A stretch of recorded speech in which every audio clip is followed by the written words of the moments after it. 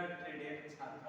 আমরা এখন MiG welding সম্পর্কে কিছু জানবো, তারপরে আমরা মিগ ওয়েল্ডিং করব। আসো আমরা দেখে নিই কীভাবে মিগ ওয়েল্ডিং সম্পর্কে জিনিসগুলো জেনে নিই। প্রথমত আমাদের সুইচটা অন করতে হবে, সেই জন্য আমি সুইচ অন করছি। দেখছো এখানে কোনো রকম লাইট নেই, সুইচ আসেনি। এবার সুইচটা অন করলাম, লাইট এসে গেছে অলরেডি। এবার আমরা ডায়াগ্রাম ইলেকট্রিক সম্পর্কে বেল ওয়্যার ইলেকট্রোড আমরা এটাকে বলি, যার দ্বারা ইলেকট্রোড ওয়েল্ডিংটা হবে।